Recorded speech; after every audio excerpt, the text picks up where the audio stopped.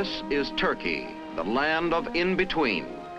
Here in the harbor of Istanbul, east meets west and north meets south. For this is the Bosphorus, part of the Turkish Straits which separate Europe from Asia and links the Black Sea to the Mediterranean. Down through history, it has been the key to prosperity and the foundation of empire. Here, a great city grew, called Constantinople by the Byzantine Romans and Istanbul by the Ottoman Turks. It was the seat of government and center of commerce for centuries. Although it is not the capital of the present-day Turkish Republic, it is a modern metropolis of over 1 million people. Just outside the city stand magnificent Rumeli-Hisar. From this fortress in 1452, Mehmet the Conqueror took Constantinople and launched the campaign that was to spread the Turkish Ottoman Empire far and wide over much of Europe, the Near East, and Africa.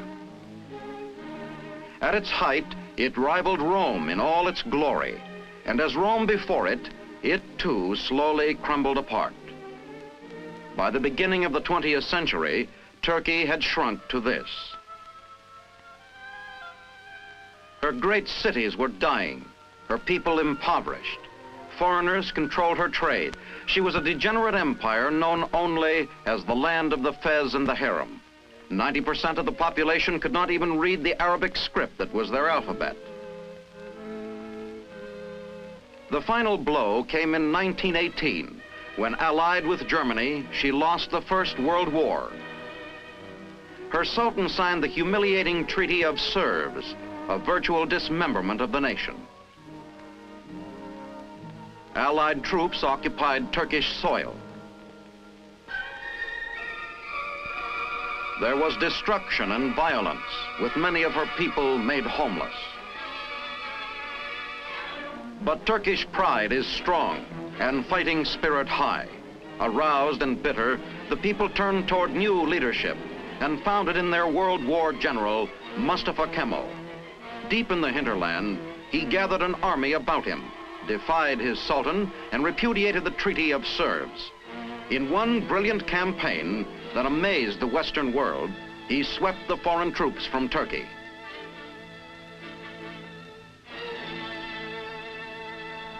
By 1923, her borders were secure. She maintained control of the vital Dardanelles. Mustafa Kemal had created a new nation. For the first time in centuries, Turkey belonged to her own people. Ankara was chosen for the capital. Here, Mustafa Kemal, the first president of Turkey, established his government. Today, it is one of the most modern of cities. In this magnificent plaza, the people raised a statue to their leader and crowned his name with the title Ataturk, meaning Father of all the Turks. Under the guidance of Mustafa Kemal Ataturk, Turkey turned to the west. Here in the presidential mansion, he set about his gigantic task. A new civil code of law was enacted. Women were given the vote and equal rights with men. A modern Western alphabet replaced the old Arabic script. Western dress was adopted, the fez abolished, and polygamy made unlawful. Great things were accomplished, but a way of life can't be changed overnight. So today, Turkey is truly the land of in-between. The old is giving way to the new, but often now they must exist side by side. At Izmir and Istanbul, the harbors are full of activity. Old lighters rowed by hand, and modern seagoing ships from all nations. Lying as she does across the trade routes of the world, commerce has always been a prime concern. Her wharves are busy with the export of foodstuffs, tobacco, cotton, and the famous Angora wool that comes from goats native only to Turkey's high plateau. She imports machinery and fuel oil necessary for the modernization of her industry. The straits abound with fish, and along the coastal cities, seafood is a significant item in the Turkish diet. '"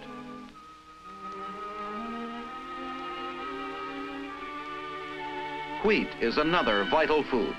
The broad Anatolian plains are admirably suited to modern dry farming methods.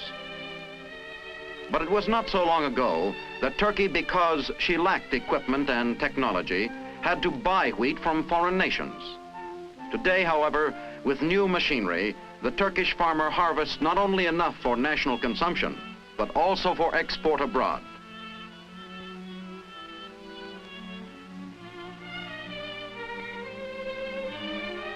Sugar beets, recently introduced, have become a crop of consequence. They now supply a native sugar industry. Grapes, nuts, and other fruits are grown in abundance. Much of this produce is exported, but much also finds its way into the local marketplaces. For Turkey is still primarily an agricultural country. Over 3/4 of her people make their living from the soil. 90% of them own their own farms. And in the small communities, the marketplace is the center of activity. Turkey produces many crops, but it is her tobacco that is known around the world. Almost all the cigarettes you smoke contain some Turkish tobacco in the blend. It must be carefully inspected, leaf by leaf, for the Turks are proud of the high reputation their product enjoys on the world market. To ensure a fair appraisal, the farmer is right on hand. Having passed, each bale is marked and made ready either for export or Turkey's own cigarette factories. Here, many find new employment in this growing industry. The Turkish leaf leads in quality because of its fine aroma, rich color, and low nicotine content. Nimble machines turn out cigarettes by the millions. They find a ready market throughout the world. Rapid industrialization has taken place since the Republic was founded in 1923. Factories are being erected, and the natural resources of coal and iron ore are being developed on a national scale. Young men need no longer look only to the soil as a means of livelihood. Today, there are growing opportunities in industry. The goal is to make Turkey more self-sufficient and give her a more favorable balance of trade with the rest of the world.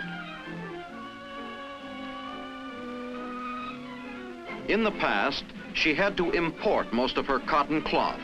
Now, her new textile industry meets over half her needs. Western dressmaking, in vogue only since the founding of the Republic, is a new occupation. It is now a popular means of livelihood for many of Turkey's young women. Wherever there are clothes and women to wear them, there will be fashion and fashion design. Here, young Turkish girls engage in this fascinating feminine occupation.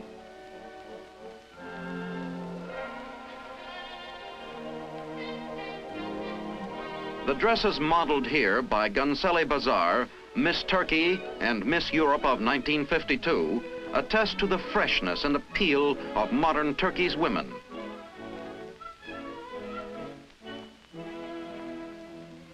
Some things need not change. One is the traditionally fine craftsmanship that produces the renowned Turkish carpets. On the other hand, something entirely new is the motion picture industry. Turkish producers turn out a fine product. Their movies teach as well as entertain, and for the millions of Turks who go to see them, they are a lesson in modern living. It is the people that make a nation, and Turkey's people are looking forward. They know the future depends on the youth. Turkey has compulsory primary education. It is here in the lower schools that tomorrow's citizens are made. It is here they learn the principles of democracy that will guide their lives when they become grown men and women. Today, most of the younger generation can read and write the new alphabet. Considering that only 1 in 10 could even read in 1923, this is a singular achievement.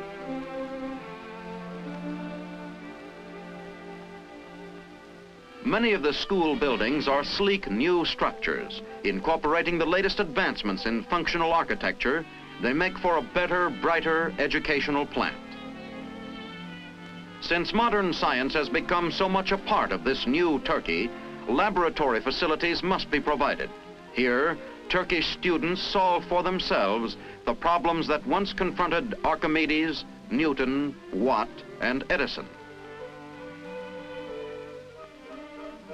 New sets of values and new ways of life are realized by these young minds. At the same time, there must be an appreciation of the best of the old, that which has been tradition down through the ages. A part of this is religious faith. The vast majority of the people are Muslims. However, there is complete religious freedom for all, guaranteed by law. Something unique to Turkey are the village institutes. They are really school communities, completely self-sufficient. The students build their own schoolhouses and make their own clothes. In fact, half of all their school time is devoted to practical work.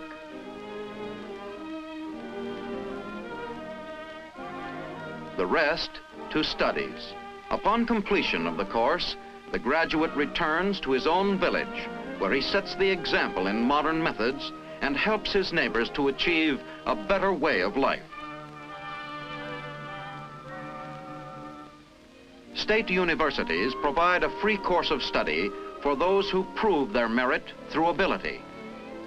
Turkey's greatest need is for technicians, engineers, and professional men. Draftsmanship is important, so is the nation's health. Her doctors and nurses are trained in the most modern methods. Here, an appreciation of art is gained, and students are encouraged to try their own hand. Outlawed for centuries under the old Muslim law, art portraying the human figure now gives modern Turks a new field of expression and a new experience in Western culture. Music, too, is popular, and for the first time in their history, the Turks have the opportunity to study the great Western classical composers.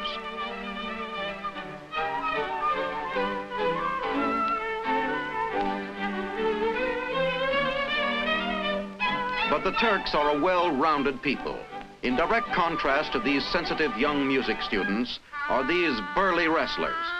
Wrestling is the traditional sport of Turkey. A favorite version is free wrestling, where the opponents are thoroughly greased before the match. The tussle is accompanied by the music of a woodwind horn, for this ritual is custom in Turkey's own version of the ancient sport.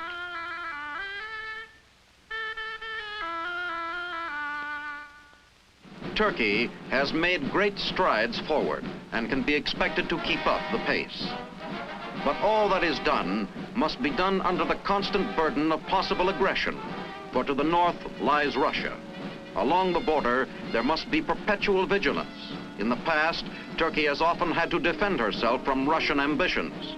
As a result, compulsory military training has been common for centuries. Service is looked upon as one of the obligations of citizenship.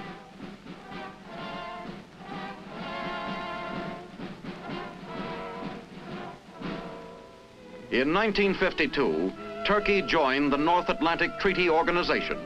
Her entry, along with that of Greece, greatly strengthened the free world's chance of maintaining the peace of Europe. Recently, King Paul of Greece visited President Bayar of Turkey. Together, they watched Turkey's armed forces display their might.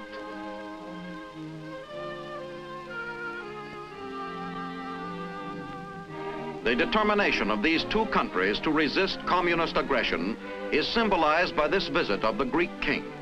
Turkish forces, traditionally tough and fearless, now with modern equipment, provide one of the most capable armies in the free world. Turkey was one of the first members of the United Nations to send her troops to Korea. Here they won a splendid combat reputation and also learned much of modern warfare. The technical knowledge these men pick up in Korea will make them more valuable citizens back home on their farms and in the factories. These men have learned both to fight alongside of and work with their Western allies. All Turkey's people are proud of the rapid development by which their nation has achieved a place among the modern democracies. But because this progress is comparatively recent, theirs is a nation in transition, a land of contrasts, as the new supplants the old. This shepherd remembers well the old ways, but his faith lies in the future. These walls that stood so firm against the invaders of the past are breached with ease by the steel rails of modern commerce. This, then, is Turkey, the land of in-between. Born out of the East, she now works with the West for the brighter future which she is seeking.